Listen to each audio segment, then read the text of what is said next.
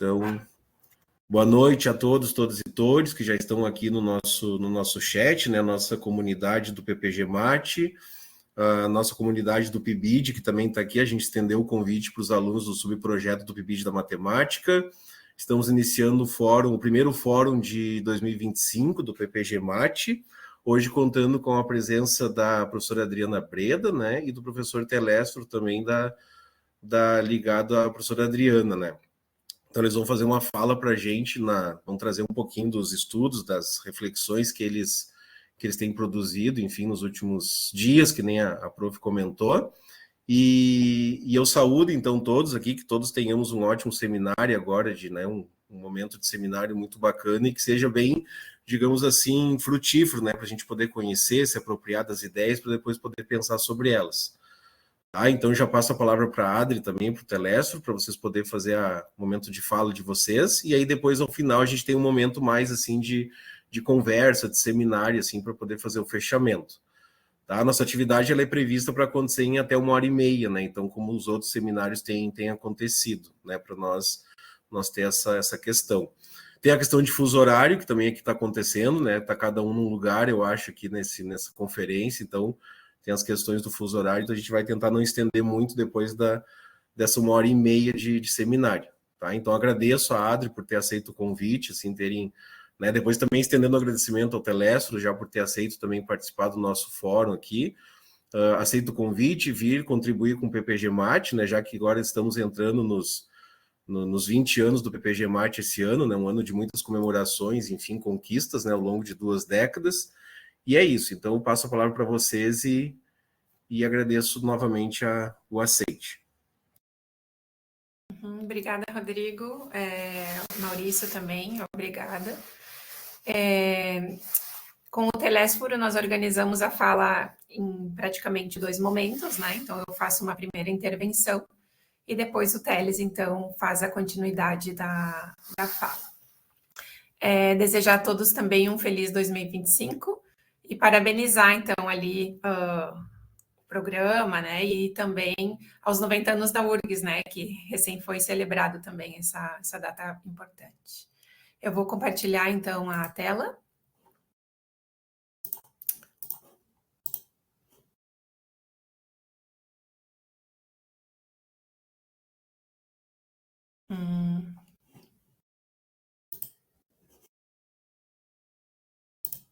É possível ver o slide? Tá em modo de apresentação, Adri. Tá, deixa eu só ocultar essa janelinha. Ok. Então, só para me apresentar previamente, né, eu sou professora agregada na Universidade de Barcelona, vinculada à Faculdade de Educação, e o Telésforo, ele foi nosso aluno de doutorado, do nosso programa de doutorado aqui da Faculdade de Educação.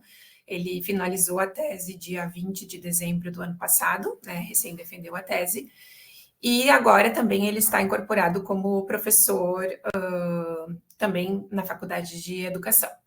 E a fala que nós vamos fazer hoje está intitulada Critérios de Adequação Didática na Reflexão Coletiva de Professores de Matemática, e a gente vai tratar, então, essa ideia da reflexão hoje a partir da perspectiva da teoria da argumentação prática. Então, na primeira parte, eu vou fazer uma pequena introdução, vou explicar um pouco o que seriam esses critérios de adequação didática, que é a tradução ao português de critérios de idoneidade didática, que é uma das ferramentas que nós manejamos aqui no nosso grupo, é uma ferramenta teórica. Também falarei muito brevemente sobre o Lesson Study e argumentação prática. E a segunda parte, então, o Telésforo vai explicar como a gente foi fazendo uma análise da reflexão de professores em diferentes contextos desde a perspectiva dessa argumentação prática. Então, o Telésforo vai explicar 3 contextos de formação, né? Um que foi realizado no Brasil, outro que foi realizado no México e um que foi realizado, então, na Espanha. E logo ele também fará, então, algumas considerações finais sobre esse trabalho que a gente vem realizando. Então, para começar a fala, né, essa introdução eu já fiz em algumas outras falas também, é tentar mais ou menos contextualizar como nós entendemos essa disciplina que nós chamamos de didática da matemática, né? No Brasil, a gente é mais conhecida como educação matemática, existe muita discussão entre as diferenças entre didática da matemática e educação matemática, mas aqui na Espanha é mais utilizado o termo didática da matemática ao que se refere à disciplina científica que se preocupa dos processos de ensino e aprendizagem da matemática, né? Então, é por aí que eu vou me referindo, né? Então, dentro dessa disciplina científica, que é a didática da matemática, alguns autores comentam que ela tem duas demandas diferentes, né? Uma delas é que os construtos teóricos que são vinculados a essa disciplina, eles servem para a gente compreender os processos de ensino e aprendizagem, né? Como seria esse processo de compreensão? Seria descrever o que acontece em um processo de ensino e aprendizagem, né? Interpretar aquilo que aconteceu e explicar o porquê aconteceu o que aconteceu, né? Então, essa seria uma das demandas. Então, a didática da matemática, ela se preocupa, a partir de suas ferramentas teóricas, em compreender esses processos. Como é que acontece essa compreensão? A partir de um nível descritivo, interpretativo e explicativo.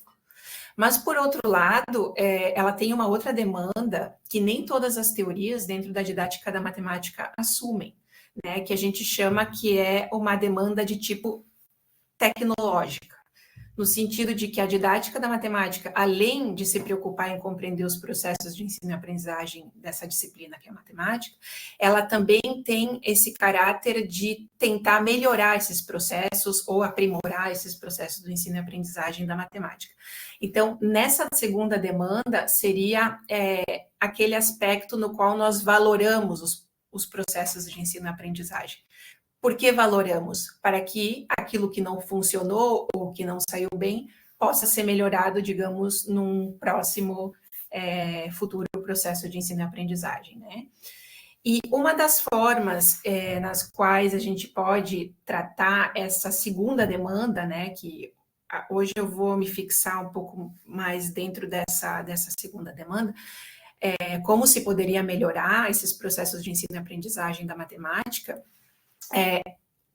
de que forma, né? Então, é muito defendido dentro da nossa área que essa melhora ela pode vir a partir da prática reflexiva do professor, né? Então, dentro do âmbito da reflexão docente, na qual o professor reflete para melhorar a sua prática, para melhorar, né, sua profissionalização docente, né, dentro desse âmbito da reflexão, a gente pode encontrar diferentes marcos teóricos que tratam, né, e que conceituam, digamos, essa ideia da reflexão, né? E hoje, então, por exemplo, nós vamos tratar de 3 deles, né? Um deles é o Lesson Study, que é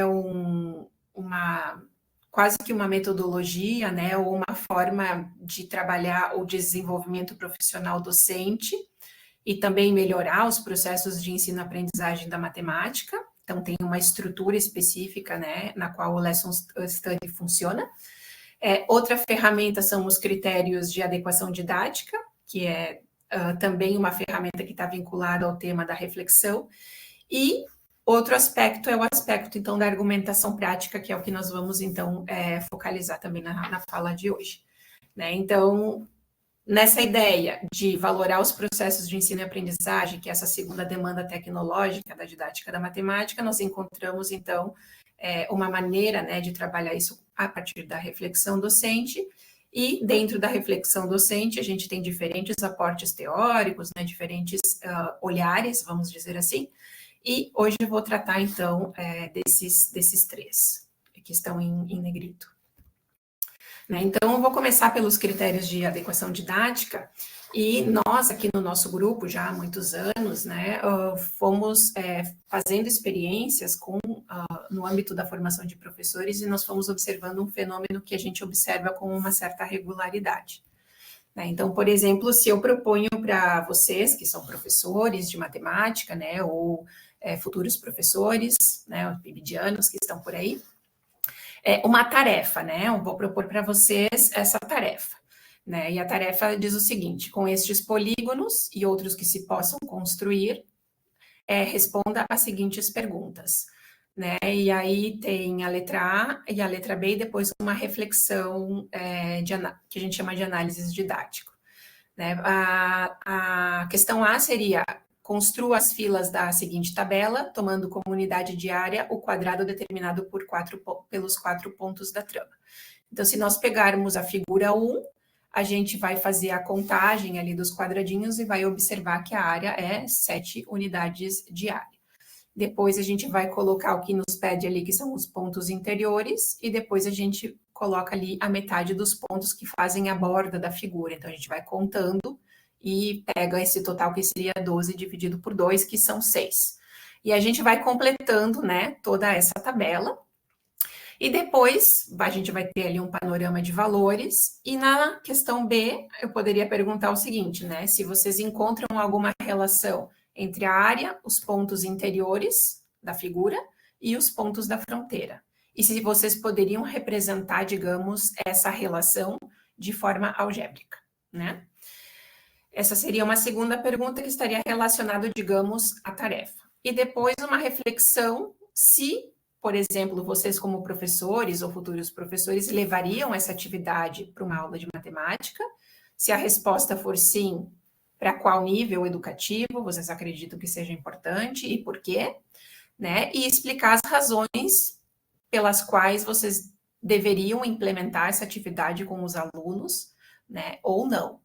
Então, o que a gente foi observando, né? Que os professores, quando eles têm que fazer comentários desse tipo, eles trazem algumas questões de tipo valorativa, no sentido de que, bom, essa atividade é interessante trabalhar com os alunos porque nós poderíamos, por exemplo, usar o geoplano, né? Um recurso manipulativo, né? Manipulável, né? Para poder trabalhar essa atividade, que talvez isso tornaria atividade mais dinâmica, com os alunos mais interessante, e talvez eles poderiam aprender e se interessar e aprender também melhor, né? Outros professores poderiam dizer assim, olha, a letra B, para os meus alunos, determinado nível, eu acredito que os meus alunos não conseguiriam chegar até ali, porque eles carecem de alguns conhecimentos prévios de álgebra elementar, por exemplo, para eles poderem construir uma representação algébrica da relação que possa surgir, né?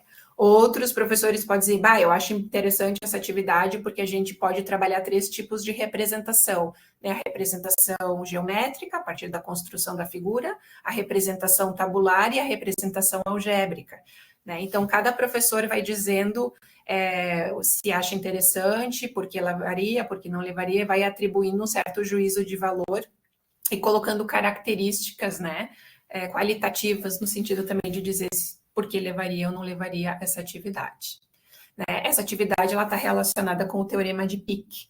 Aí depois, se vocês tiverem um interesse em aprofundar, não sei se vocês já estudaram ou não, até acredito que sim, para dar uma olhadinha, digamos, nessa atividade. Então, a gente vai fazendo cursos de formação de professores e vai fazendo esse tipo de experimento, vamos dizer assim, né? A gente coloca em questão para ver como eles opinam com relação a uma atividade e também com relação a alguns episódios de aula. Então, aqui na esquerda, nós transcrevemos uma situação de aula, né, que aconteceu com um grupo de professores, e nós, em um curso que nós ofertamos em Havana, em Cuba, nós perguntamos para que os professores opinassem sobre esse episódio de aula, né, para ver quais eram os juízos de valor que eles davam a partir dessa leitura,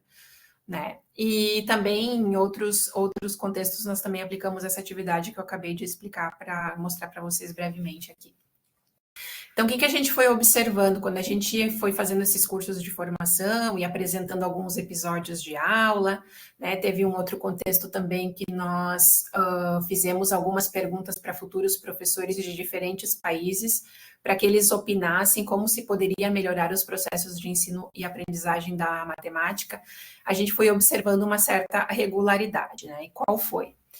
que tanto os professores quanto os futuros professores, quando eles comentam, sem nenhuma orientação prévia, sobre um episódio que aconteceu numa aula, que foi implementado por outro professor, ou sobre alguma atividade, se eles levariam ou não levariam para a sala de aula, eles vão expressando alguns comentários que são dos 3 níveis que eu expliquei no comecinho da conferência.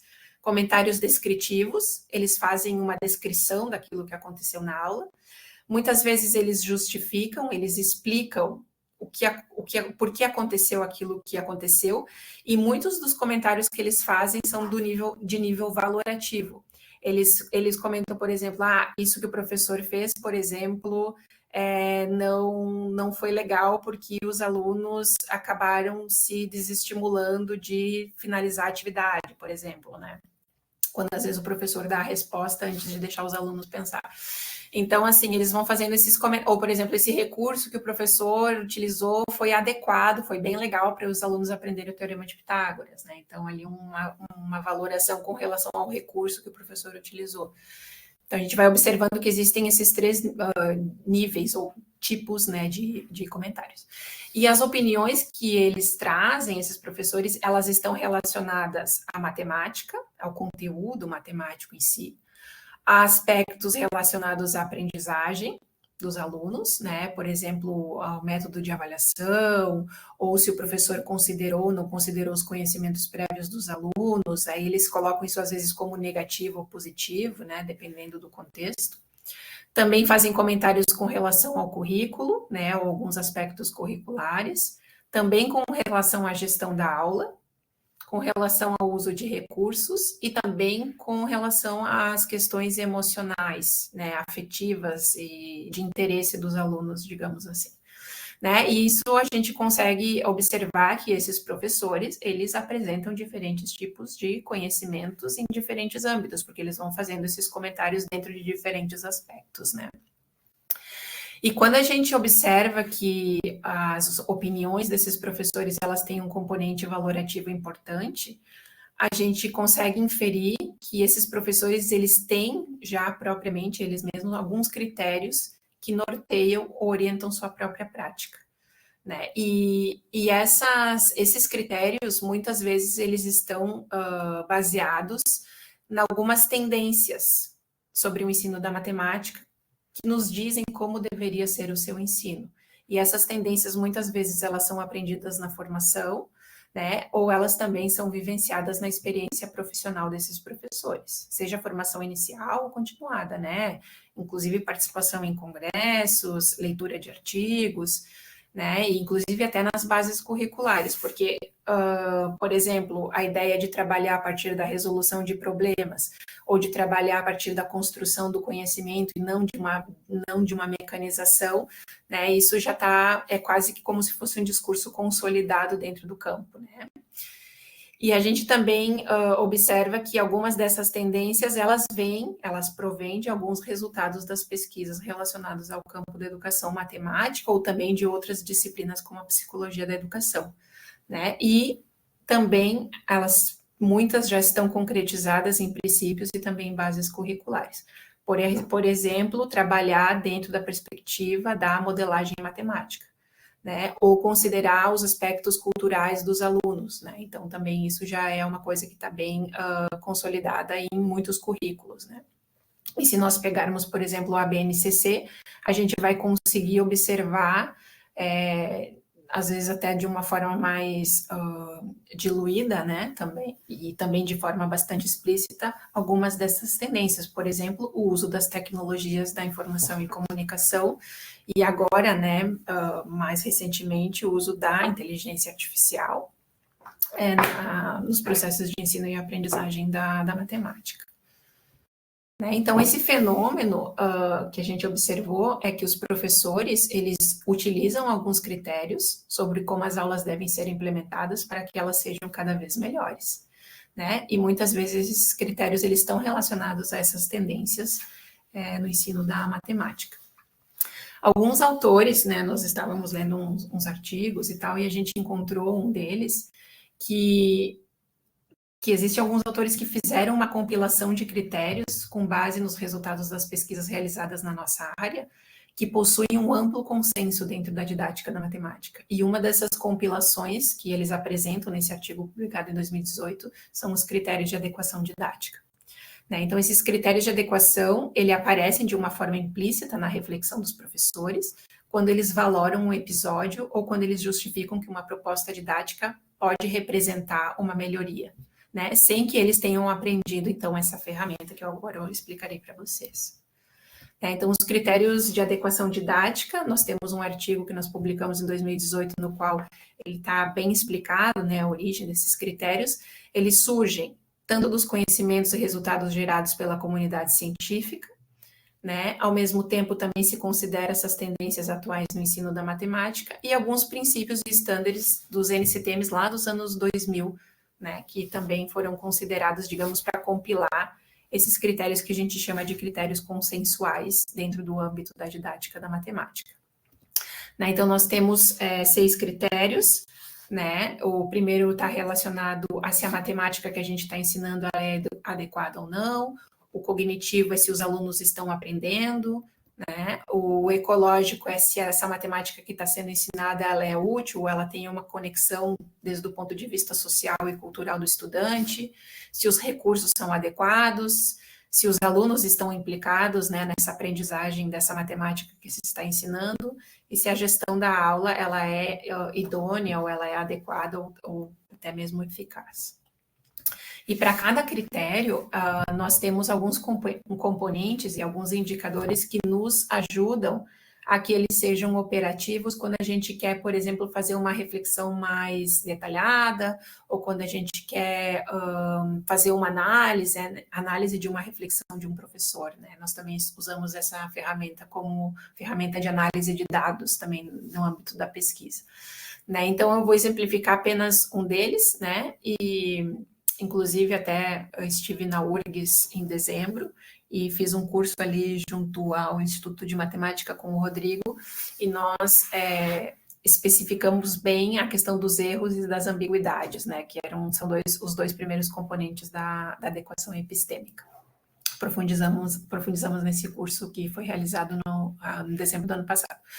Então, por exemplo, o que seria dentro da nossa perspectiva, que a gente chama que é uma perspectiva mais de tipo consensual, trabalhar uma matemática adequada, uma matemática que está isenta de erros por parte do professor, ou seja, o professor tem práticas de ensino que elas não são incorretas, né, do ponto de vista matemático, que nas explicações ele possa tratar de controlar, digamos, algumas confusões que os alunos possam ter no entendimento, né, dessa matemática que está sendo ensinada, né, que seriam as ambiguidades, um ensino de matemática no qual seja rico em processos, por exemplo, que as tarefas que o professor planeje, né, implemente com os alunos, tratem de que os alunos possam argumentar, formular conjecturas, formular hipóteses, resolver problemas, diferentes estratégias, fazer conexões da matemática com a realidade ou com experiências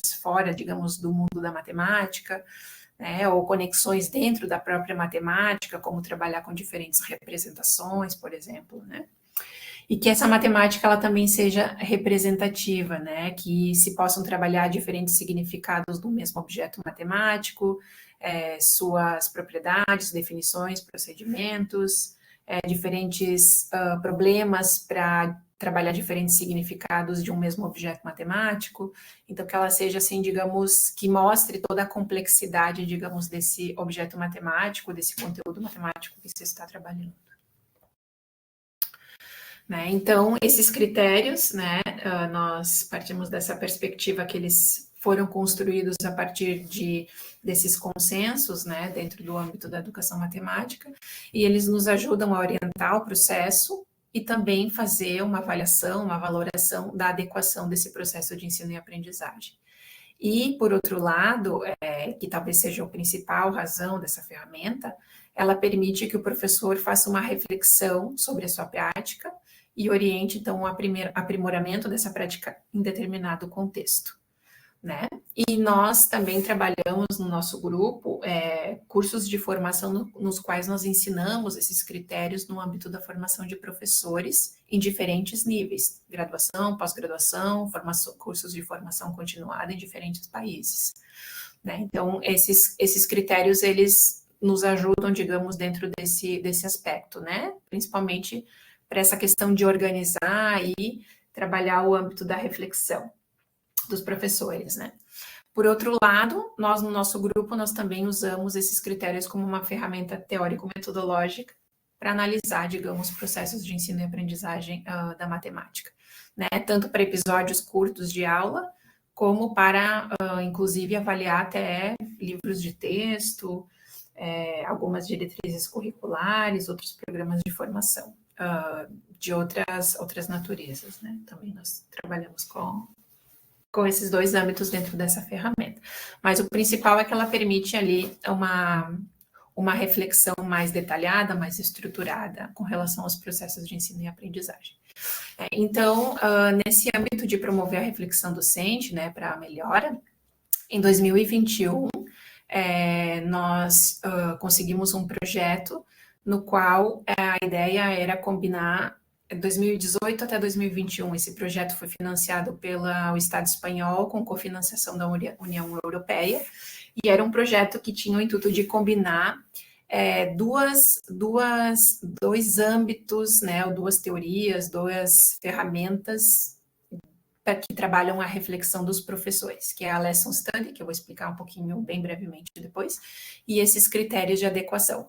Então, a nossa ideia era formar, né, cursos e implementar cursos de formação de professores que combinassem essas duas ferramentas, né, para ver como seria, digamos, a melhora da reflexão desses professores ao trabalhar dentro dessas duas ferramentas.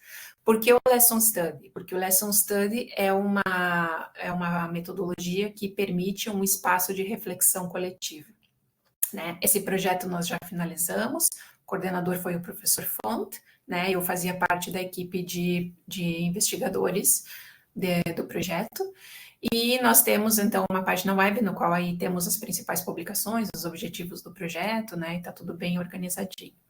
Mas a ideia era essa, né? Era implementar cursos de formação que combinassem, digamos, essas duas metodologias para melhorar a reflexão dos professores, né? Então, uma vez que nós trabalhamos dentro do âmbito desse projeto, só para contextualizar um pouco o que é o Lesson Study, então é quando um grupo de professores planeja, né, primeiro define um conteúdo curricular a ser trabalhado, formula as metas de desenvolvimento da aprendizagem dos alunos, depois eles fazem um planejamento de uma sequência didática ou de uma aula, né, que eles chamam de research lesson, no qual são estabelecidos objetivos, previsão do tempo e ações específicas que os alunos também vão ter durante, né, esse processo de ensino e aprendizagem, algumas expectativas das dificuldades que os alunos possam ter, então aí todo um planejamento, né, de uma sequência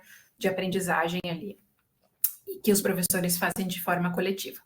Depois, um desses professores que participaram implementam, né, a aula ou a sequência de aulas, e os outros observam, né? Aí tem um processo de implementação e observação, e depois tem um espaço de reflexão crítica, no qual os professores fazem uma reflexão coletiva, e em alguns casos, né, esse ciclo ele é incrementado, digamos, com um passo que seria o passo do redesenho dessa aula ou dessa sequência de didática, né? Que seria a parte do replanejamento e depois uma nova implementação, e aí poderia, então, esse ciclo seguir, né? Essa seria a ideia.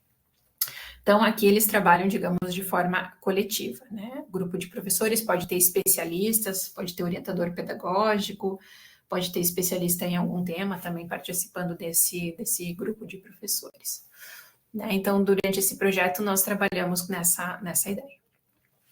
Então, a reflexão sobre a prática, né, como eu já tinha comentado antes, nós já tínhamos trabalhado nesse projeto anterior o Lesson Study combinado com os critérios, né, nós tivemos resultados relevantes, e nós percebemos que nos faltava algo a mais, né? Como é que nós poderíamos, de uma maneira mais detalhada, analisar essa reflexão, né, dos professores quando a gente trabalhava dentro desses dois âmbitos, tanto do Lesson Study como dos critérios de adequação didática. Foi então que submetemos, né, também coordenado pelo professor Font, outro projeto, que é um projeto que estava denominado de argumentação prática, né, de professores quando eles fazem uma reflexão sobre o desenho, a implementação e o redesenho de sequências didáticas que incorporam as atuais tendências, né, do ensino da matemática. Esse projeto ele ainda está em andamento, ele tem finalização agora em agosto, setembro do ano de 2025, né? E nesse projeto a preocupação era como analisar essa reflexão em cursos de formação docente que combinam, digamos, essas duas ferramentas, tanto o Lesson Study como os critérios. Então, a argumentação prática, ela vem como algo muito interessante, depois o Telésforo vai explicar com mais detalhe, no sentido que a problemática que nós tínhamos era investigar, né, ou pesquisar a argumentação prática desses professores de matemática, tanto em formação como em serviço, né, e também de formadores de professores. Quando esse grupo de professores fazia uma reflexão sobre o desenho, implementação e redesenho de sequências didáticas. E também estudar essa relação com os critérios de adequação, né? Então, o que seria a argumentação prática, né? Alguns autores nos planteiam essa pergunta: como o professor usa a investigação ou a prática de maneira reflexiva? Existem formas de melhorar a capacidade ou destreza própria para usar a investigação ou praticar de maneira reflexiva? Quais são? Então, esses autores, eles trazem que essa ideia, ela vem a partir eles chamam de racionalidade prática, né, ou racionamento prático, que é um processo de pensamento no qual culmina em uma ação ou em uma intenção de atuar, né? Então, essa seria, digamos, a argumentação prática para esses autores, né? Outros autores também definem a argumentação prática como uma argumentação dirigida a decidir um curso de ação, né? Como se fosse uma ideia de argumentar para tomar uma decisão, né? E essa decisão, ela depois se materializa numa ação. E Gomes, 2017, ele também conceitualiza a argumentação prática e a argumentação que se dá em contextos sociais e que se orienta a escolher uma ação para resolver um problema prático, né? Então, a gente vem, então, a partir dessa ideia da argumentação prática para tentar analisar, digamos, essa reflexão que acontece nesses espaços formativos. Então, aqui tem alguns exemplos, né? Por exemplo, o que seria um exemplo de argumentação prática e argumentação não prática. Uma argumentação prática, por exemplo, seria recomendar fazer perguntas aos estudantes que não participam tanto, né? Ou seja, a ação do professor deveria fomentar esses estudantes a falar, né? Ou, por exemplo, argumentar a favor de usar ou não usar o Kahoot para avaliar os conhecimentos prévios dos alunos, né? Então, aí existe, talvez, muitas vezes, num coletivo de professores, um diálogo no qual existem uns argumentos a favor, por exemplo, de usar o Kahoot para fazer uma análise dos conhecimentos prévios dos estudantes.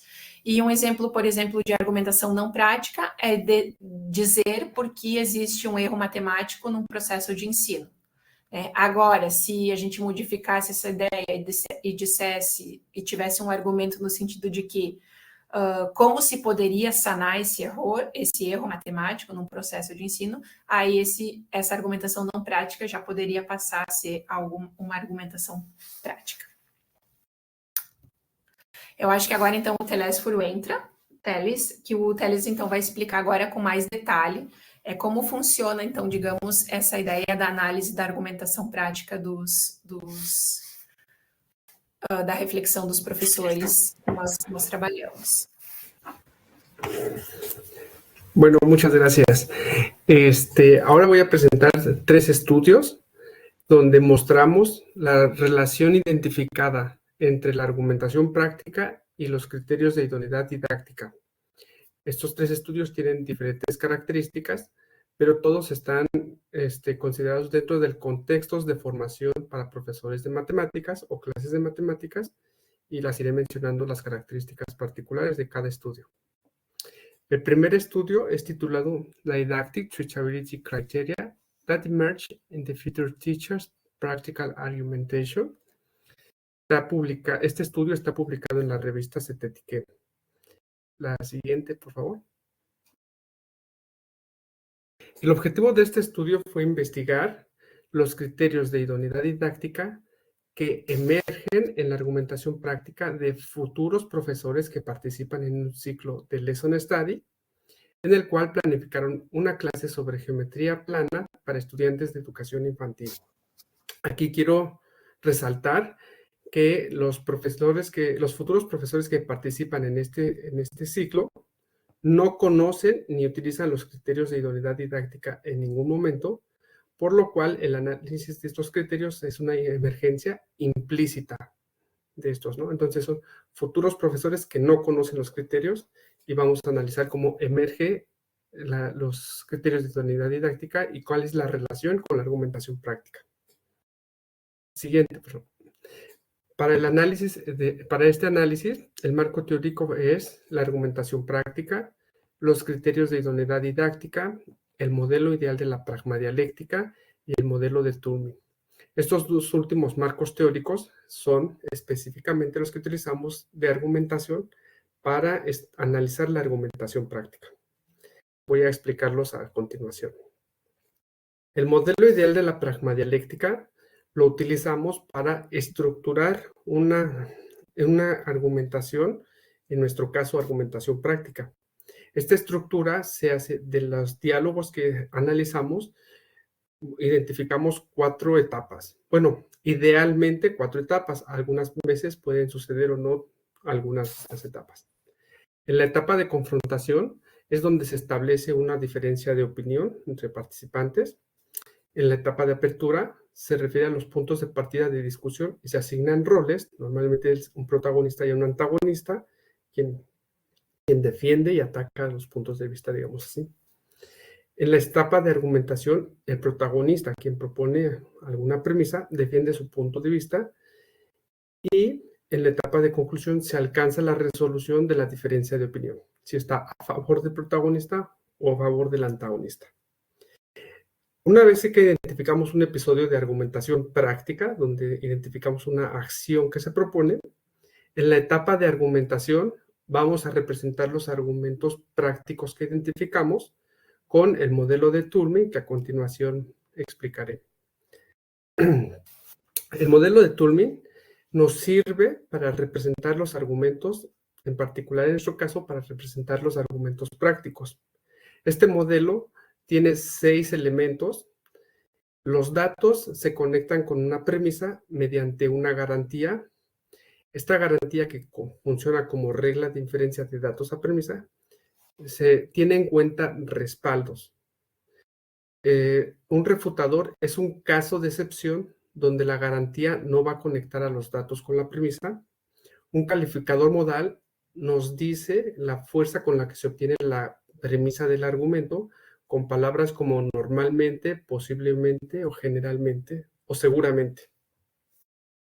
En nuestro caso, al estar hablando de argumentación práctica, las premisas deben de contener una acción, que era una palabra que coincide en todas las definiciones que mencionamos de argumentación práctica, ¿no? La palabra clave es proponer una acción, una intención de actuar.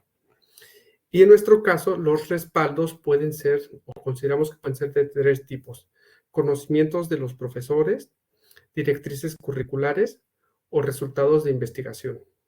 Entonces, una ventaja de utilizar el modelo de Turing es que nos da, aparte de estructurar los argumentos prácticos, nos muestra una relación, principalmente en los datos con la premisa.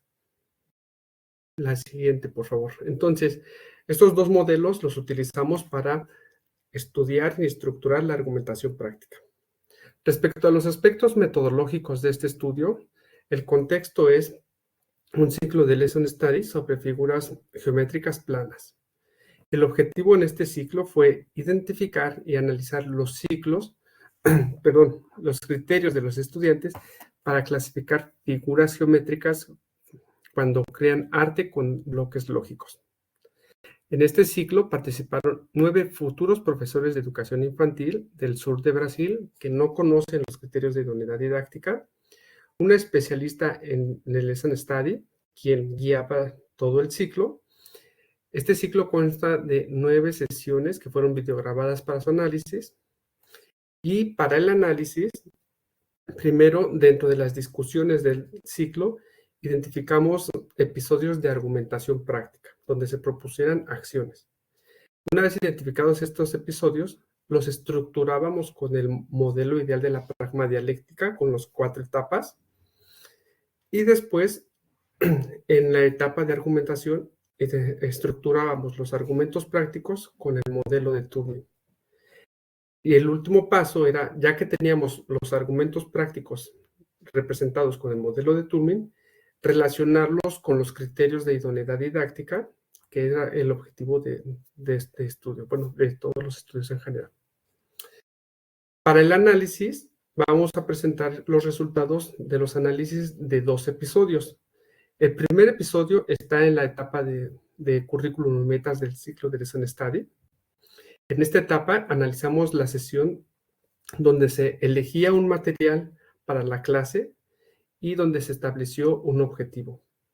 El objetivo lo mencioné hace rato y el material seleccionado para esta clase fue el de bloques lógicos. Y ahorita voy a hablar un poco más de esto. La segunda sesión que analizamos y que presentamos los resultados está en la etapa de planificación del ciclo de Lesson Study. En esta etapa, el episodio trata de la dinámica de la clase. Ya que se tenía el objetivo de la clase y el material con el que se iba a trabajar, los participantes decidieron que la clase se iba a hacer en dos clases. Bueno, la implementación sería en 2 clases. En la primera, los estudiantes iban a explorar los bloques lógicos de manera libre. Y en la segunda clase, a los estudiantes se les iba a exponer arte con figuras geométricas. Después se les solicitaría a los estudiantes que crearan arte. Y por último, se haría una exhibición de arte con el trabajo de los estudiantes. Entonces, en estas 2 sesiones vamos a identificar la argumentación práctica, la vamos a estructurar con el modelo de Turing y después lo vamos a relacionar con los criterios de idoneidad didáctica. Siguiente, por favor.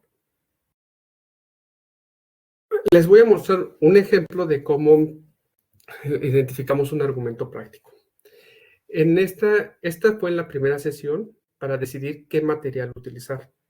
Los 9 participantes proponían, de acuerdo a su experiencia, posibles materiales para la clase. La primera opción propuesta fue el uso de Tangram.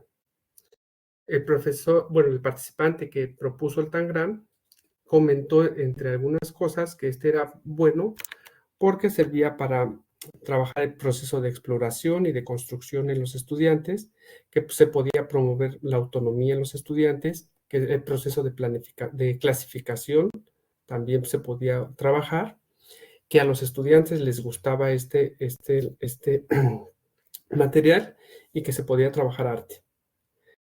Otra participante, como refutación para el uso de Tangram, comentó que veía difícil utilizarlo porque se tenían que explicar algunas figuras geométricas planas como el paralelogramo, que para los estudiantes de educación infantil estaba fuera de su alcance, de sus conocimientos previos, ¿no? Entonces, nosotros estructuramos este argumento práctico con la propuesta de utilizar Tangram como material en estos 4 elementos. Los datos eran pensar actividades con materiales teniendo en cuenta creación y motricidad de los estudiantes. Los respaldos fueron los que he comentado y la premisa era utilizar Tangram para la clase. La refutación era que explicar figuras geométricas planas estaba fuera de los conocimientos previos de los estudiantes para entender esto. Una vez estructurado este argumento práctico, lo relacionamos con los criterios de idoneidad didáctica de la siguiente forma. Con el criterio epistémico se relacionaron en sus componentes riqueza de proceso y representatividad de la complejidad, teniendo en cuenta que los procesos que se trabajaban en exploración, construcción y clasificación y representación de números están de color morado. Luego, el criterio de interaccional en su componente autonomía porque un participante comentó que los estudiantes trabajarían en la autonomía con el material. El ecológico, al tener en cuenta el arte, se trabaja o se relaciona con el componente conexiones intra e interdisciplinares, y el cognitivo, que está en la refutación, que el paralelogramo está fuera de la zona de desarrollo próximo de los estudiantes. En este caso, la refutación tuvo mayor peso para decidir no utilizar Tangram, ¿no? Porque el material que se utilizó fue el de bloques lógicos, y ahorita voy a comentar más por qué se eligió este material. Entonces, aquí está un ejemplo de identificamos un argumento práctico, lo representamos con el modelo de Turing y lo relacionamos con los criterios de idoneidad didáctica. De esta manera, en la discusión de las diferentes propuestas que hubo para elegir un material, identificamos estos argumentos prácticos, que son 10, y los representamos con el modelo de Turing a cada uno. Cada uno fue relacionado con los criterios de idoneidad didáctica. En color azul hay 2 argumentos que están relacionados con los criterios de idoneidad didáctica. Estos 2 argumentos fueron los que proponían, el uso de los bloques lógicos. Cuando analizamos estos argumentos, observamos que hubo 2 elementos que tuvieron mayor peso para decidir los bloques lógicos. El primero fue que la escuela tenía el material disponible. O sea, había bloques lógicos en la escuela a disposición de los futuros profesores. Y el segundo es que sabían que había un libro con muchas actividades para este material. Estos 2 elementos fueron los que tuvieron mayor peso para decidir utilizar bloques lógicos. Entonces, de la discusión para elegir el material, identificamos 9 argumentos para proponer materiales. De estos 9 argumentos los representamos con argumentos prácticos con el modelo de Turing cada uno. Cada uno fue relacionado con los criterios de idoneidad didáctica. Esto fue para el episodio de selección de material, y para el episodio que está en la siguiente lámina sucedió lo mismo, pero esto fue para decidir cómo iba a funcionar la clase, ¿no? Cada uno de los argumentos de hacerla en 2 clases, una primera clase para que los estudiantes exploraran de manera libre, la segunda parte para solicitarles crear arte. Van ahí, cada argumento se identifica, se estructura con el modelo de Turing y se relaciona con los criterios de idoneidad didáctica. Entonces, los resultados están en la siguiente lámina, por favor. Bueno, las conclusiones fueron: identificamos distintos momentos de argumentación práctica dentro del ciclo de Lesson Study, donde emergieron implícitamente los criterios de idoneidad didáctica. El peso que se le da a los criterios en la argumentación práctica depende del contexto. En este caso fue principalmente la disponibilidad del material y la existencia de un libro con diferentes actividades con dicho material. Y por último, el análisis de la argumentación práctica mostró la influencia de las experiencias previas de los participantes para sustentar las acciones propuestas y la toma de decisiones, como la adaptación de materiales y la gestión del aula. Entonces, este fue el primer estudio, y voy a explicar ahora el segundo estudio.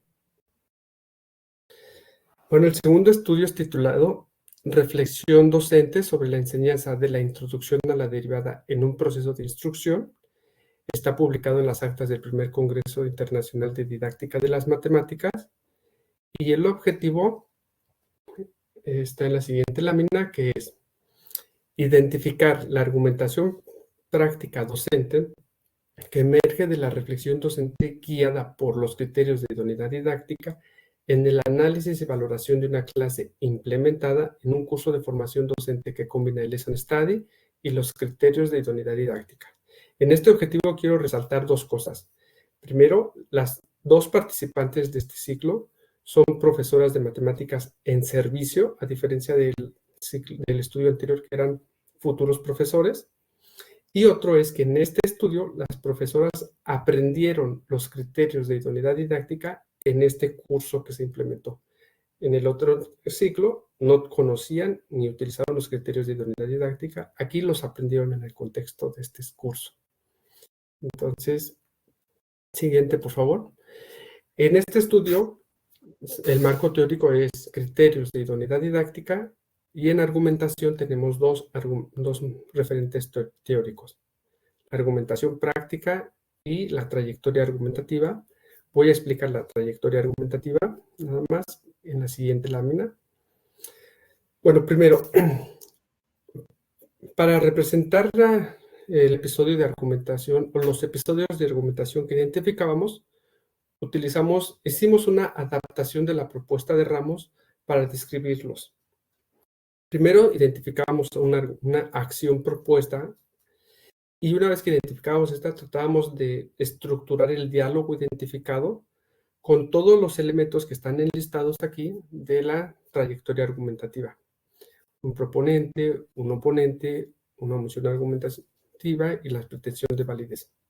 Entonces, no siempre aparecen todos los elementos, pero estos elementos nos permitían darle una estructura a la discusión, le dábamos una estructura de trayectoria argumentativa con estos elementos. Siguiente, por favor. Los aspectos metodológicos de este estudio en el contexto es un ciclo de formación docente basado en el Lesson Study y los criterios de idoneidad didáctica. Este ciclo se implementó online por cuestiones de pandemia por COVID-19 en el 2000. Empezamos en el 2021, principios, y el objetivo fue analizar la competencia de análisis e intervención didáctica enfocada en el proceso de argumentación docente. El tema que se eligió en este curso fue Introducción a la derivada de funciones. Este curso constó de 17 sesiones que fueron videograbadas para su análisis. Participaron 2 profesoras de matemáticas de un bachillerato de México. Ambas tenían tenían un máster en didáctica de matemáticas y dentro de las reflexiones hubo una reflexión sobre las clases que implementaron utilizando los criterios de idoneidad didáctica. Para el análisis, en este ciclo se les solicitó a las profesoras valorar las clases implementadas utilizando los criterios de idoneidad didáctica, todos los criterios con sus componentes. Una vez que hicieron esta valoración las profesoras, utilizamos la trayectoria argumentativa para estructurar los episodios de argumentación práctica identificados y después analizamos estas trayectorias argumentativas con los criterios de idoneidad didáctica. Este ciclo constó de 3 etapas. En la primera etapa fue un ciclo de Lesson Study con sus 4 fases. Después de este ciclo se hizo un estudio, se les presentó con las profesoras de los criterios de idoneidad didáctica para, en una tercera etapa, hacer diferentes momentos de reflexión guiadas con los criterios de idoneidad didáctica. Entre estos momentos de reflexión estuvo la valoración de las clases implementadas con los criterios de idoneidad didáctica. Ambas profesoras impartían la misma clase de matemáticas donde debían enseñar introducción a la derivada de funciones y cada una implementó la misma clase con su grupo respectivamente. Entonces, ahora voy a comentar un poco más sobre la valoración.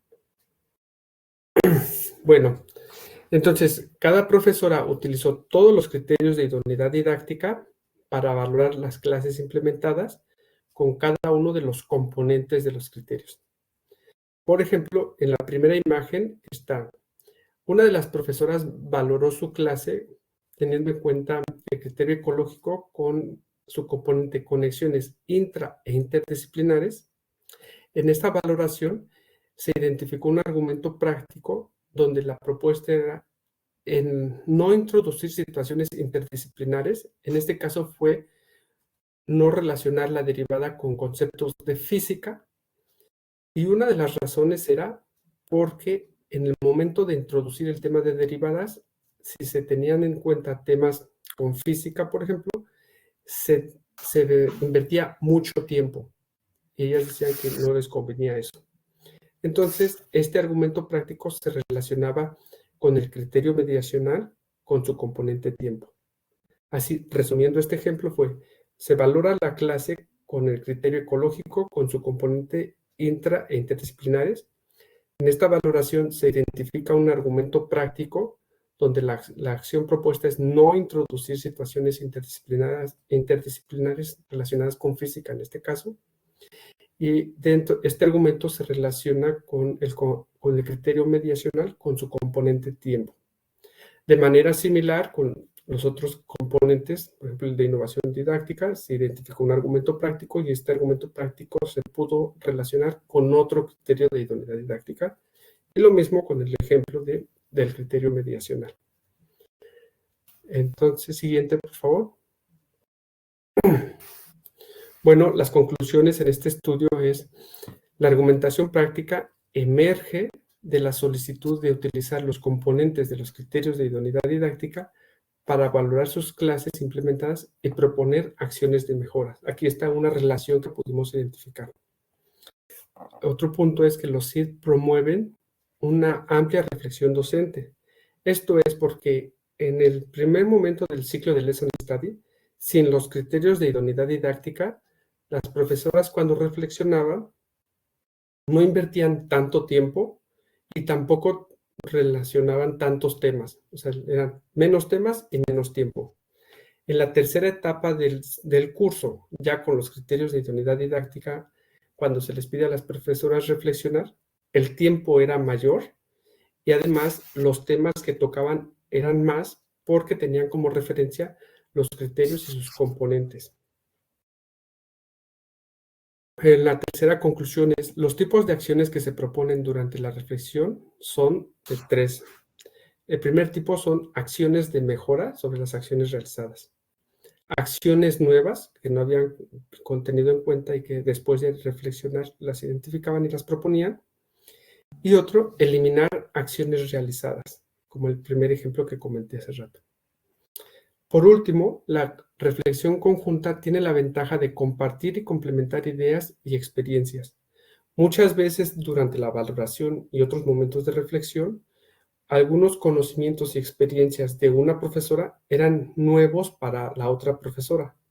Al comentarlos y compartirlos, se promovía la reflexión conjunta y dentro de esta reflexión, la argumentación práctica. El siguiente estudio que voy a comentar es titulado Criterios de idoneidad didáctica en la argumentación práctica de formadores de profesores de matemáticas. Este estudio está en la revista Uniciencia y su objetivo es el siguiente. El objetivo de este estudio fue analizar los argumentos prácticos de un grupo de formadores de profesores de matemáticas durante la valoración del diseño de una unidad didáctica sobre funciones para estudiantes de educación secundaria. Entonces, aquí quiero comentar dos cosas. El tipo de participantes son formadores de profesores de matemáticas que conocen los criterios de idoneidad didáctica, ya que los han utilizado antes de este contexto de estudio, ya los han utilizado, los enseñan o investigan con estos. Otra diferencia es que en el primer estudio fueron futuros profesores, en el segundo estudio profesores en servicio y en el tercer estudio formadores de profesores de matemáticas. Y otra diferencia es que en este análisis se enfoca en la valoración del diseño. En el segundo análisis que mostré era en la valoración de la clase y en el primer análisis fue el análisis del diseño, pero de nuestra parte, no la valoración del diseño. O sea, son diferentes. Seguimos, por favor. La siguiente. El marco teórico para este estudio son los criterios de idoneidad didáctica, la argumentación práctica y el modelo de estudio. Ya expliqué estos, entonces voy a pasar al contexto. El contexto es un ciclo de Lesson Study. Participaron 8 formadores de profesores de matemáticas expertos en el uso de los SID. El tema que se eligió trabajar en este ciclo fue el de funciones para estudiantes de cuarto año de educación secundaria obligatoria en Cataluña, España. Este ciclo consta de 17 sesiones que fueron videograbadas para su análisis. Toda la unidad didáctica que se diseñó en este ciclo fue implementada en un instituto de educación secundaria en la provincia de Barcelona Y los temas que se trataron en esta unidad didáctica fueron definición de función, variable dependiente e independiente, dominio y recorrido, entre otros. En este ciclo de Lesson Study se diseñó una unidad didáctica que estaba compuesta por una planificación docente y un dossier para estudiantes. Este dossier contenía una actividad de conocimientos previos para los estudiantes y 9 actividades para trabajar los temas que mencioné. El análisis de este estudio se centra en esta unidad didáctica específicamente, y voy a comentar más sobre esto en la siguiente lámina. Bueno, primero, este ciclo de Lesson Study, en la etapa de currículum y metas, se seleccionó el tema de funciones, se propusieron los objetivos de aprendizaje, se analizó el currículum de Cataluña, y en la etapa de planificación, bueno, entre otras cosas, en la etapa de planificación se tuvieron en cuenta los conocimientos previos de los estudiantes y las características del grupo para diseñar las actividades y también para diseñar la evaluación de dichas actividades, entre otras cosas. En la etapa 3 de implementación y observación, la unidad didáctica diseñada se implementó completamente, pero solo pudimos observar 2 sesiones implementadas. En cada observación hubo 3 observadores y se grabaron y registraron las respuestas de los estudiantes, más no a los estudiantes por cuestiones de ética. En la etapa de reflexión, esta etapa está compuesta por 2 momentos. En un primer momento está la valoración de la unidad didáctica con los criterios de idoneidad didáctica, y en un segundo momento de reflexión está la valoración de las 2 clases implementadas también con los criterios de idoneidad didáctica. Entonces, este análisis está específicamente dentro de un ciclo de Lesson Study en la etapa de reflexión, en la valoración de la unidad didáctica con los criterios de idoneidad didáctica. Para esta valoración, por cada criterio utilizamos una tabla, como la que muestro aquí, de 4 columnas. En la primera columna están los componentes de cada criterio. En la segunda columna se registran los elementos que favorecen la idoneidad didáctica de la unidad. En la tercera columna se registran los elementos que disminuyen el grado de idoneidad didáctica en la unidad. Y en la cuarta columna se registran las propuestas de mejora para la unidad didáctica. Cabe mencionar que cuando un componente de algún criterio se valoraba positivamente dentro de la unidad, no había propuestas de mejoras en la cuarta columna. Una vez que se hizo esta valoración conjunta, pasamos a analizar esta valoración y lo comentaré en la siguiente lámina. Bueno, para el análisis nos enfocamos específicamente en la valoración de la unidad didáctica con los criterios de idoneidad. En esta valoración identificábamos primero argumentos prácticos, donde se proponían acciones para mejorar el grado de idoneidad. Una vez que identificábamos argumentos prácticos, los estructurábamos en un segundo momento con el modelo de Turing, los representábamos y estructurábamos, y después los analizábamos con los criterios de idoneidad didáctica. Entonces voy a mostrar algunos ejemplos. Un ejemplo de un argumento práctico en esta valoración. Cuando se valoró la unidad didáctica con el criterio epistémico con su componente ambigüedad, se identificó una ambigüedad en la unidad didáctica. Esta ambigüedad, una vez identificada, se estructuró con el modelo de Turing, pero en el modelo de Turing, aquí una diferencia que vimos con los otros estudios es que en todos los elementos podíamos identificar palabras que dieran cuenta de los criterios de idoneidad didáctica como está marcado aquí. Esto lo atribuimos porque todos los participantes conocíamos los criterios de idoneidad didáctica. Entonces los utilizábamos para argumentar, para nuestra argumentación práctica. Entonces voy a resumir de qué trataba esta ambigüedad. En la unidad didáctica se definía lo que era el sistema cartesiano. Y en esta definición, dentro del dossier para los estudiantes, siempre se relacionaba el eje de las X con un eje horizontal y el eje de las Y con un eje vertical. De tal forma que si tomábamos un sistema cartesiano con estas características y lo rotábamos 20 grados más o menos, cualquier estudiante podría decirnos que esta nueva representación no era de un sistema cartesiano porque no había un eje ni horizontal ni vertical. Una vez identificada esta ambigüedad, una participante propuso agregar una imagen después de la definición que tuviera una representación donde los ejes no fueran ni horizontal ni vertical.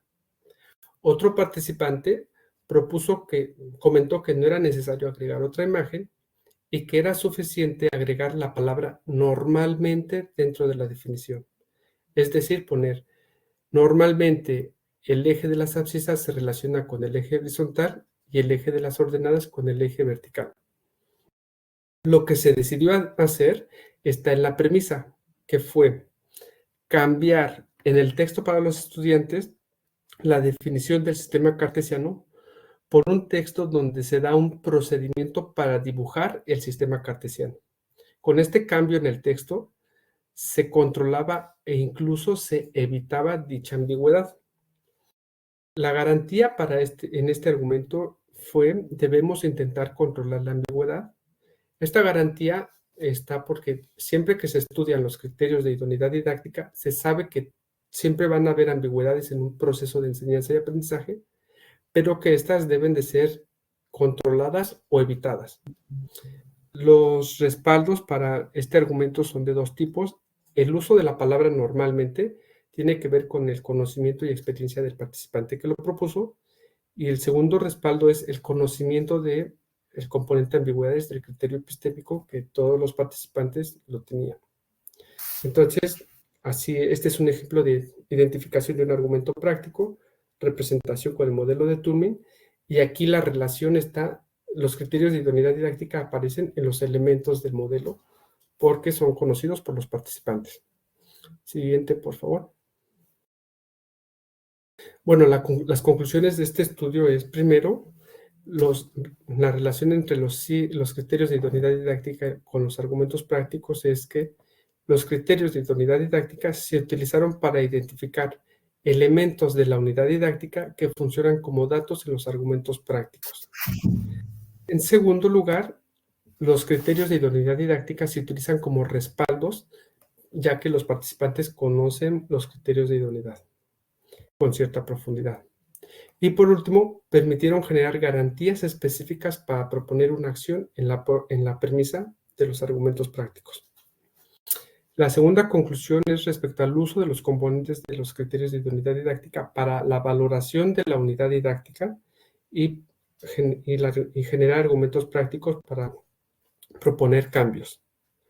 Además de que una vez estructurados los argumentos prácticos con el modelo de Turing, todos los argumentos prácticos en este estudio tenían al menos 4 elementos que eran los datos, garantías, respaldos y premisas. Esto no se vio en todos los otros estudios que hemos hecho y lo atribuimos a que es por el conocimiento de los criterios de idoneidad didáctica, se dan más elementos en los argumentos prácticos.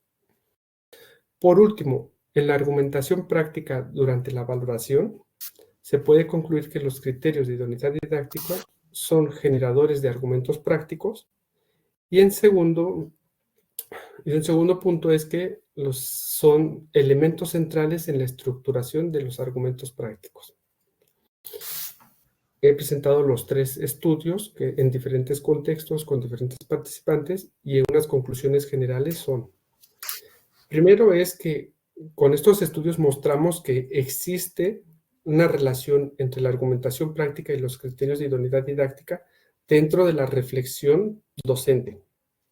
Para esto, para identificarla, hemos hecho el análisis en 3 momentos en general. Primero, hacer una reflexión, ya sea en el diseño, en la implementación o en el rediseño de los procesos de enseñanza y aprendizaje, se promueve la reflexión. Una vez que se hace la reflexión, se identifica la argumentación práctica utilizando diferentes referentes teóricos de la argumentación. En este caso mostramos al modelo de Turing, a la pragmadialéctica y a la trayectoria argumentativa. Este uso de estos elementos teóricos nos ha facilitado después identificar una relación con los criterios de idoneidad didáctica, O sea, este es como un paso intermedio que nos da pie, nos ha facilitado esta relación, que es el tercer momento de todos los estudios. Otras conclusiones generales están en la siguiente lámina y que son las relaciones que hemos identificado en cada contexto. En el estudio 1, en el Lesson Study, el Lesson Study fomentó la reflexión sobre la práctica entre los futuros profesores, donde surgieron argumentos prácticos en sus discusiones y los criterios de idoneidad didáctica aparecieron de forma implícita, ya que los futuros profesores no conocían los criterios de idoneidad. En el estudio 2, en la valoración de una clase implementada, guiada por los criterios de idoneidad didáctica y sus componentes, surgieron argumentos prácticos al identificar elementos que reducían el grado de idoneidad didáctica. Y por último, en el tercer estudio, la valoración guiada por los criterios de idoneidad didáctica facilitó la aparición de argumentos prácticos. Además, al representar los argumentos prácticos con el modelo de Turing, se observó que los componentes de los criterios de idoneidad didáctica se relacionaban directamente con los elementos de este modelo, del modelo de Turing. Y esto se debe al conocimiento de los participantes sobre los criterios de idoneidad didáctica. Y bueno, con esto se muestra entonces las relaciones que identificamos en diferentes contextos y la investigación nos ha ayudado a establecer que ya existe, que podemos establecer relación entre la argumentación práctica y los criterios de idoneidad didáctica. Bueno, las referencias utilizadas para esta presentación. Gracias. Graças, Telésforo. Obrigado, Adriana, pela fala. Assim, agora tu tá nos vendo de novo aqui no MConf, que tu fechou a apresentação, né? Fechei. Tá nos vendo, fechei. tá. Muito interessante, interessante vocês fazerem esse combinado, então, de dois momentos, né? Um momento mais de contextualização teórica e outro momento mostrando a mão na massa, digamos assim, com 3 estudos bem, digamos, diferentes, mas com bastante interseção um com o outro, né? E eu não sei se o Maurício quer falar alguma coisa antes, Maurício, eu posso tocar aqui o que eu quero falar e trazer os comentários do chat ali? Pode seguir, Rodrigo. Beleza, então. Estava com o microfone desligado, desculpa. Tá, beleza. Então, assim, ó, ali no bate-papo, eu quero trazer dois ponderamentos ali do bate-papo e depois eu quero fazer uma fala sobre, principalmente, esses 3 estudos agora que foram os que o professor Telésforo apresentou, tá? O Isaac, ele colocou ali, o Isaac é nosso aluno da graduação, que é aquela figura, Adri, que tu mostrou na tua atividade, aquela do PIC, né, do teorema de PIC, ela pode conter todos os pontos do plano e não ter nenhum ponto interno. E aí ele afirmou, né? E aí fiquei pensando naquela figura, né? Tu pode fazer como se fosse aquele Snake antigo que a gente tinha no celular, tela verde com preta, né? E tu consegue, de fato, colocar uma figura desse tipo naquele contexto, né? Fiquei pensando nesse comentário dele aqui. E a Fábio, que está aqui, os supervisores do PIBID estão aqui, a Fábio, o professor Edilson, que está com a câmera ali também, o colega está aberto, e o prof. Bruno aqui, são os 3 supervisores, colocou assim, ó, que é um prazer estar aqui contigo, né, e gostaria de perguntar se os cursos são acessíveis aos graduandos, e se sim, como é que pode acessar esses cursos que tu falou ali na tua parte da fala, né? Ah, sim. Na verdade, o que acontece? Aí depende do curso, né? Por exemplo, esses cursos que o Telésforo apresentou, esses contextos que o Telésforo apresentou, eles foram acontecendo em espaços diferentes, né? Por exemplo, o primeiro estudo da ZTTQ foi um lesson study que a Adriana Rist montou dentro da graduação dos alunos da universidade dela. Né? Nós não participamos desse lesson study, a gente só usou esse material para analisar os dados, né? Então, nós não tivemos nem acesso, digamos, a esse curso, a esse ciclo, né? Esse último estudo que o Telésforo apresentou nós fomos ratos de laboratório, porque eu também fui participante do ciclo, né? Então, a gente fez um ciclo com o nosso grupo aqui interno aqui na universidade, onde todos somos formadores de professores, né? Esse foi um contexto. Agora, esses diferentes cursos que eu apresentei quando eu falei, que a gente deu um curso em Cuba, um curso em Puebla, né? Muitas vezes são espaços dentro de congressos no qual a gente apresenta, faz um mini curso, faz um talher, e aí a gente já aproveita, então, também para identificar essa reflexão que fazem os professores que participam desses congressos. Então, muitos casos são professores que eles provêm de diferentes países, né? Então, tenho ali um público bem, assim, diversificado, digamos assim, né? Nesses cursos que a gente fez. E teve cursos também que a gente, às vezes, promove a partir de um projeto de extensão, né? Então, teve uma experiência com o Rodrigo, que a gente fez um curso de extensão, no qual se ensinaram esses critérios, se trabalhou o Lesson Study. Tivemos outro curso de extensão que foi com a Universidade La Salle, que isso foi implementado com professores em exercício na Prefeitura de Canoas, né, no qual também se trabalhou dentro dessa perspectiva, não Lesson Study, mas com os critérios de idoneidade. Então, assim, não é um curso que a gente promove com frequência aqui dentro da universidade, mas a gente vai estabelecendo conexões com outras universidades e vai desenhando, implementando o curso, ou dentro desses espaços de congressos nos quais a gente tem essa possibilidade de ofertar um mini curso, ofertar como é que se diz, um talher, não sei como falar em português, mas mais ou menos essa são os espaços que a gente vai atuando nesses cursos. E o curso que o Telésforo também desenhou e implementou no México, aí foi específico para a questão da tese dele, né? Ele montou já com esse objetivo de ter dados para poder analisar para a tese.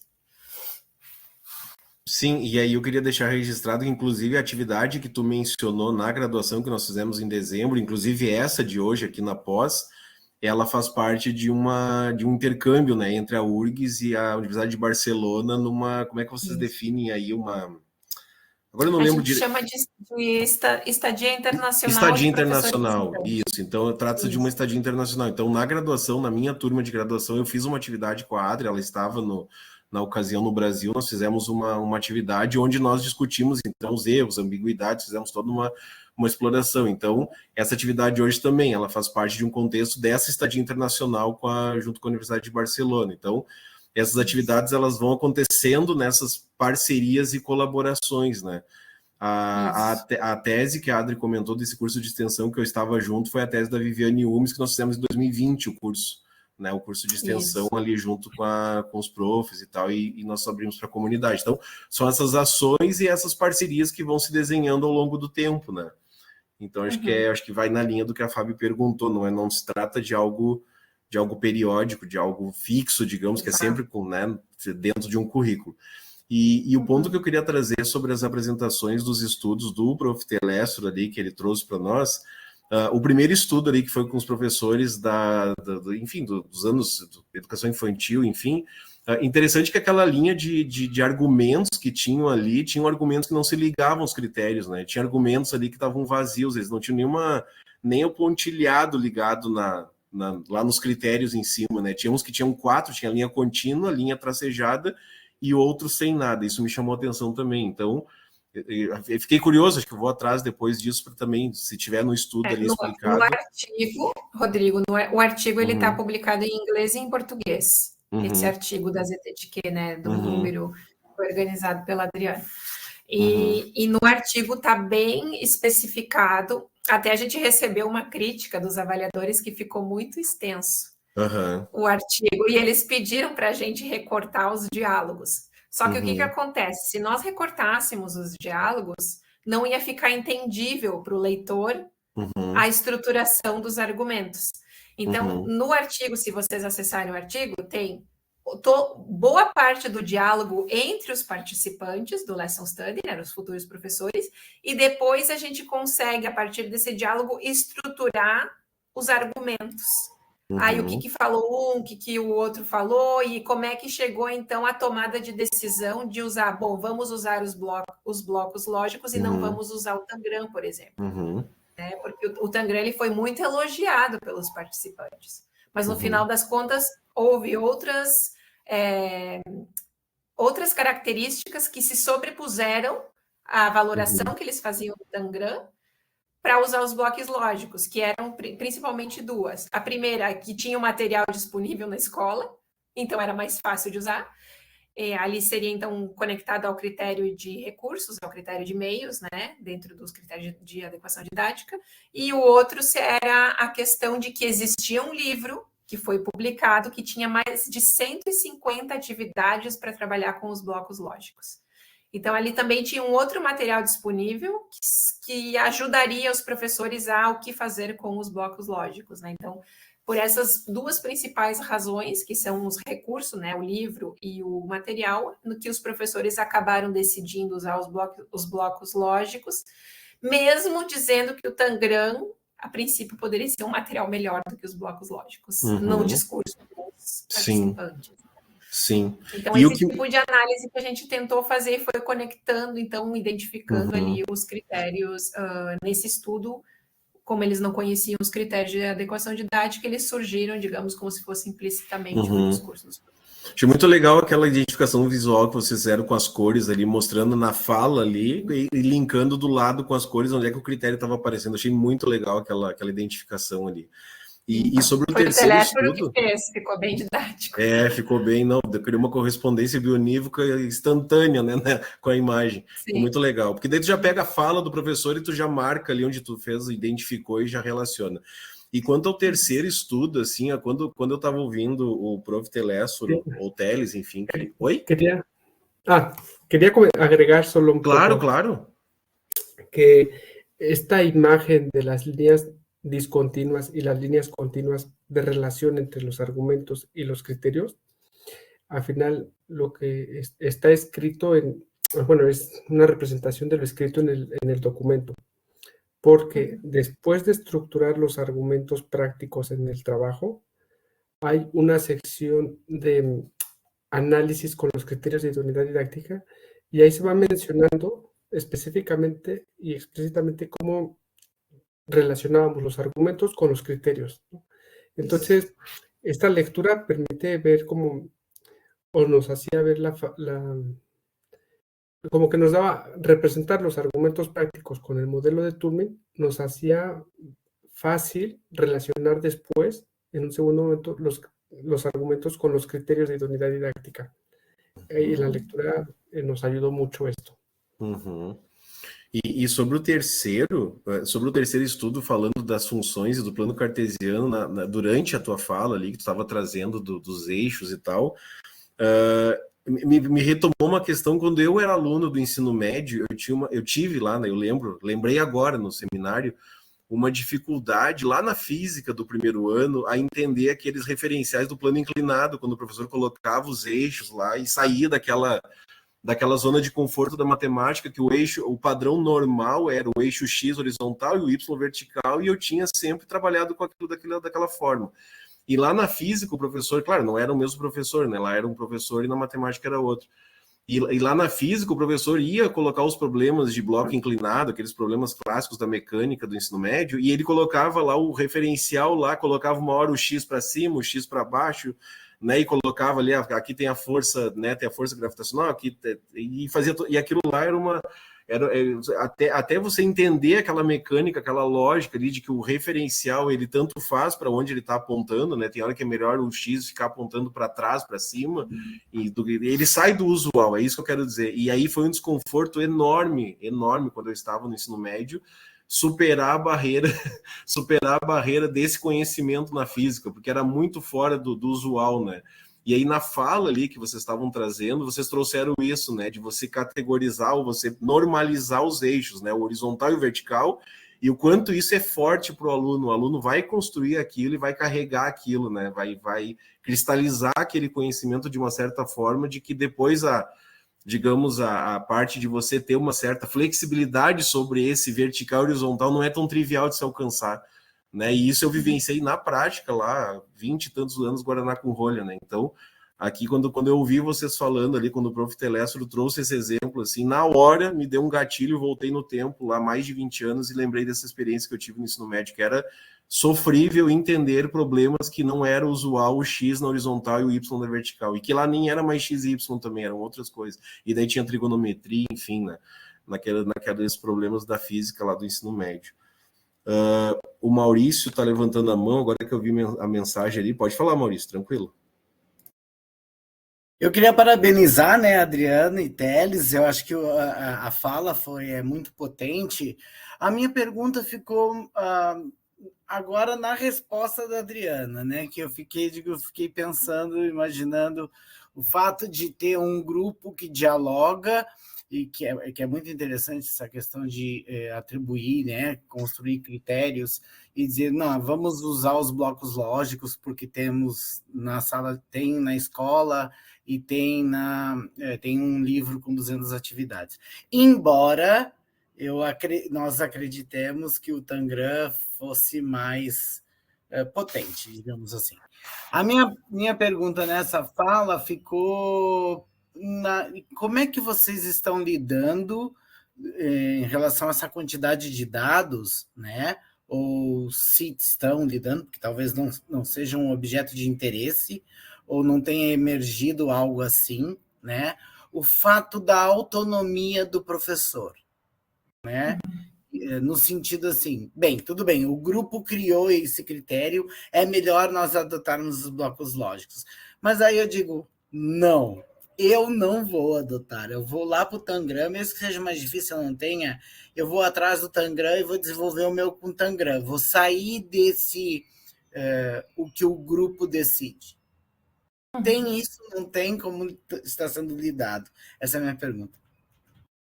¿Quieres contestar, Teles? ¿Entiendes la pregunta? Mejor me la traduce así, porque me entendí. No, la idea es que, sí, te la traduzco. La idea es que, por ejemplo, los profesores están en un grupo y están discutiendo una acción, ¿no? Para llevar a la clase. Pero hay un profesor que implementa la clase. Y ese profesor puede ser que no esté muy de acuerdo con lo que decidió el grupo y decide él mismo hacer lo que quiere. ¿Cómo nosotros vemos este tema de la autonomía del profesor que implementa lo que se decidió en el grupo en su clase? Sí, bueno, lo que he visto en los cursos que hemos analizado del Lesson Study, no específicamente en este, es que es verdad que el profesor que implementa tiene como más fuerza en la toma de decisiones. Primero, porque va a ser quien lo implementa y supongo que también conoce al grupo un poco más que los que van a observar y que están diseñando. Y entonces, en general, quien implementa tiene un poco de mayor peso sobre las decisiones que se van a llevar a cabo en la clase, porque sabe que va a ser quien lo va a implementar, ¿no? Entonces, creo que sí tiene mayor influencia en las acciones. Y eso lo he observado bastante, pero en este caso, por ejemplo, como no participamos en el diseño y solo analizamos los diálogos, tampoco fue tan fácil identificar qué profesor iba a... O sea, no los conocíamos y no se veía esta influencia, sino que sí fue una discusión más de las ventajas del material. La disponibilidad del material fue el elemento central para elegir el material. De hecho, yo, mientras analizaba los datos, estaba casi seguro que se iba a usar el Tangram porque estaba muy bien valorado.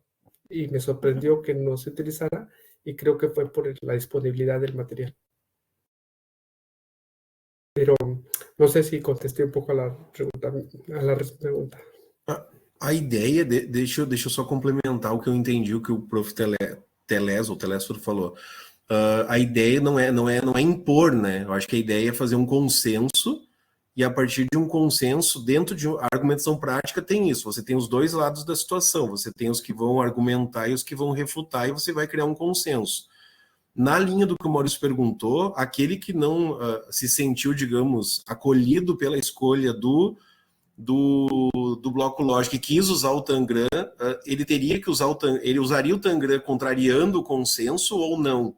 Acho que foi nessa linha, né, Maurício, que tu perguntou, né? Como se pensa isso? Se, no caso, assim,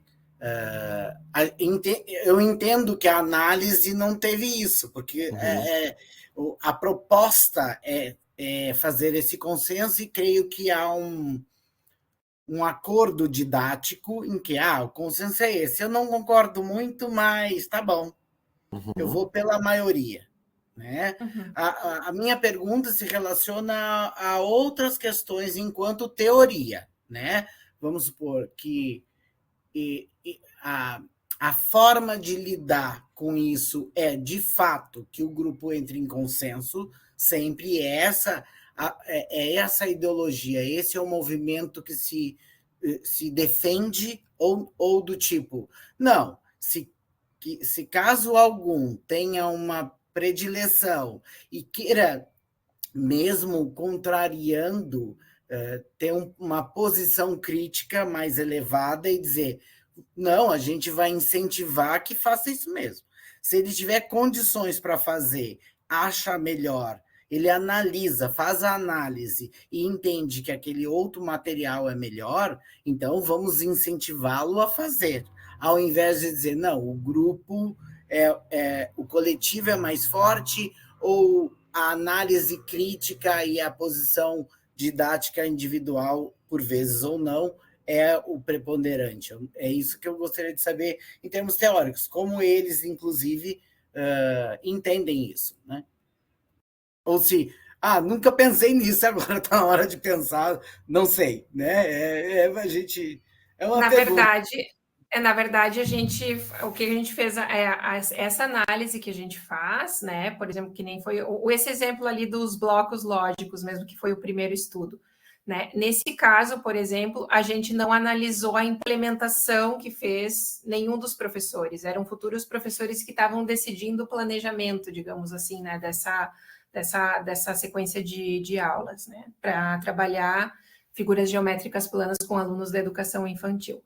O que acontece dentro do diálogo é que, a partir do momento que teve um argumento de uma das participantes que disse, não, vamos usar os blocos porque está disponível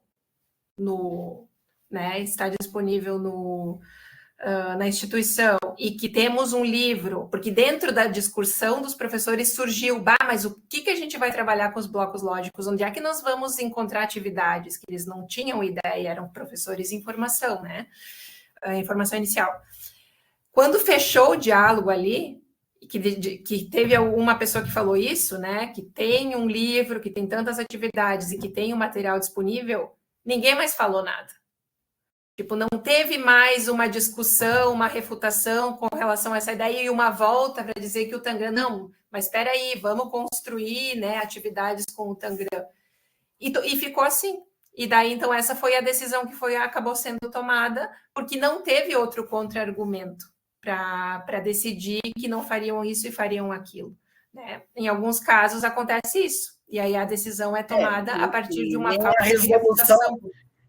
E nem a resolução do próprio problema, né? No sentido, nós não temos Tangram, mas então vamos desenvolver.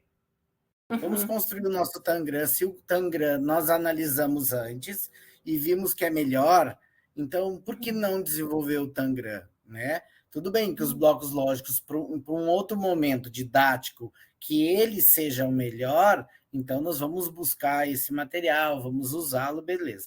Mas neste caso, se o Tangram é melhor, então o problema tem que ser transposto, a meu ver, né? Do tipo, vamos desenvolver então, né? Ao invés de o mais fácil e, né?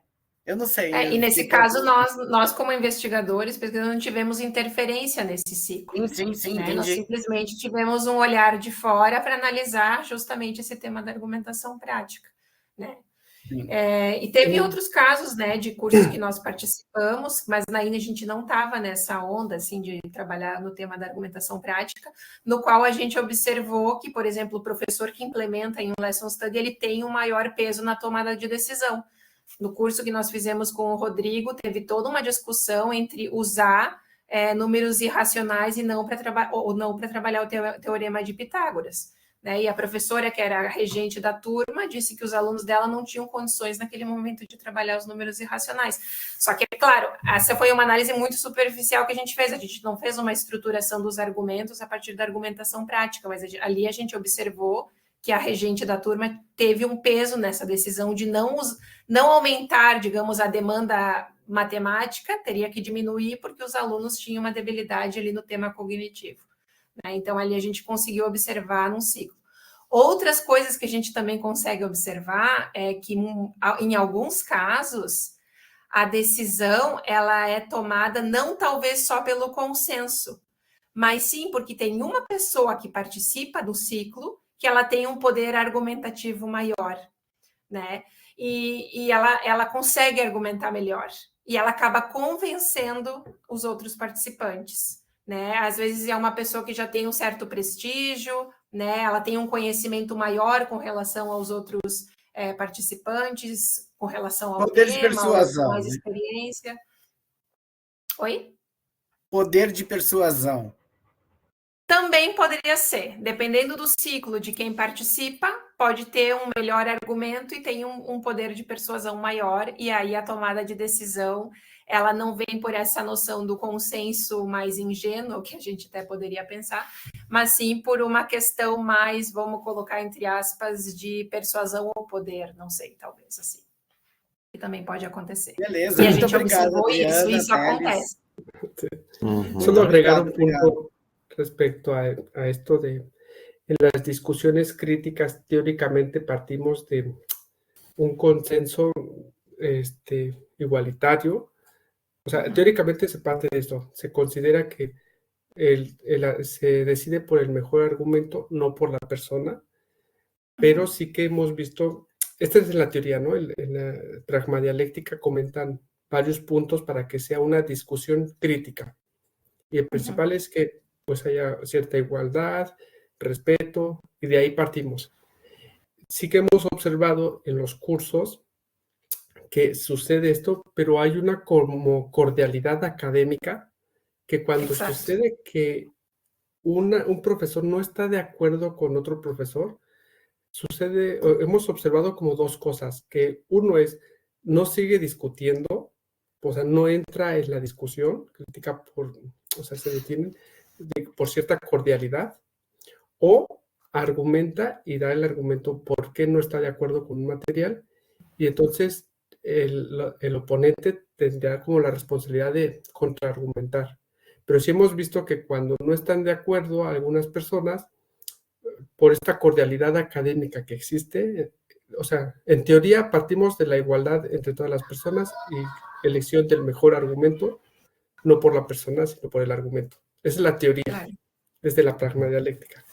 Pero en la práctica hemos observado que hay personas que cuando se ve que no están tan de acuerdo, por cordialidad no siguen la discusión tanto, ¿no? O sea, este es en la prática. Sim. No sé si esto se acerca más a lo que perguntou. Bem interessante. Imaginemos se a gente trocasse o contexto, né? Se fizéssemos essa análise da argumentação prática na Câmara de Vereadores. A gente poderia ter uma outra configuração, digamos assim, né? É um outro contexto que não é o acadêmico, né? Um contexto mais, digamos, político. Sim, verdade. Pessoal, assim, ó, estamos nos aproximando já do final do nosso tempo aqui, né? E o Tiago aqui, que é um aluno nosso da URGS aqui, colocou, né? O Tiago do PIBID, ele colocou se teria como disponibilizar os slides. Na verdade, a gente está gravando a apresentação, Tiago, e depois ela fica o link dela, né, Maurício, lá no YouTube, vai ter, porque tem o canal agora do nosso PPG no YouTube também. E as apresentações, eu não sei se os palestrantes estão divulgando, Maurício, tem essa divulgação ou só a apresentação do vídeo mesmo fica lá no às vezes, se for muito necessário, daí a gente pode pedir, né? Se a Adriana e o Teles desejarem, a gente disponibiliza também. O que eu tenho feito é que, como eu tenho contato da Adriana, depois, eventualmente, eu posso pedir para a Adriana a apresentação para depois colocar no site lá do PIBID, né? Porque essa atividade está contando também para o PIBID, para nós no PIBID. Então, lá no PIBID tem, né? Então, depois, para a comunidade do PPG Mate, a gente pode pensar uma possibilidade. Mas assim, eu super agradeço, assim, a gente fez o primeiro fórum agora de 2025, né? A gente alcançou 31 participantes aqui durante um momento que eu vi ali. Conexão estável, estava tudo bacana, funcionou tudo muito bem. Muito obrigado, Adriana, né, por fuso horário, enfim, né, diferenças de horários que a gente tem aqui hoje, que estamos respeitando o horário do Brasil, né, não o horário de vocês. Mas muito obrigado pela vinda de vocês aqui, professor Telésforo também, por terem trazido para nós toda digamos, esses conhecimentos que agora eles vão ser polinizados, né? Acho que aí cada um sai daqui com um pouquinho de reflexão a respeito, né? E, Maurício, não sei se tu quer trazer algumas palavras finais, a Adri também. Sim, eu quero agradecer a você, Rodrigo, né, pela essa parceria, o professor Edilson, que está no PIBID também. Isso é muito bom, a gente articular graduação e pós-graduação, né, e na figura do Rodrigo em fazer essa intersecção aí com a Adriana e o Teles, né, o professor Teles e a Adriana, que são muito benquistos aqui. Nós queremos ver se a gente consegue em algum momento trazê-los, né, presencialmente, quem sabe, agora com doutorado, começando a primeira turma esse ano, então talvez a gente tenha mais recursos e tal, quem sabe a gente traz os dois aí presencialmente, é um sonho, né, e tem que agradecer demais, porque a gente sabe do fuso horário também, que esse horário aí está bem mais tarde, e a gente usufruindo dessa excelente palestra. Muito obrigado mesmo, de coração. Um feliz 2025, muito próspero para vocês, é o que nós desejamos. Deixo registrado o agradecimento do PPG Mate com esse excelente fórum. Muito obrigado. Então, também agradeço, né, a todos a participação, e só queria comentar que também o tema da argumentação prática, ele não necessariamente é feito só em momentos de diálogo de lesson study, nós também temos um estudo no qual nós usamos outra técnica para analisar texto, né, para verificar a argumentação prática, que é a técnica de diagramação, que nós não apresentamos nessa conferência, mas também faz parte do projeto. Esse é um aspecto também que a gente não colocou aqui, e a gente convida também a todos para lerem os artigos, se quiserem se aprofundar, né? E ali está bem melhor explicado o que a gente apresentou aqui. Certo, então vamos encerrar a gravação aqui, que depois fica o arquivo lá disponível para todos. Curtam o nosso canal, que nem todo mundo diz no final do vídeo, deixe seu like no vídeo, assim lá, se inscrevam no canal, né? Como os youtubers falam. E é isso, vou dar pausa aqui na gravação. Obrigado.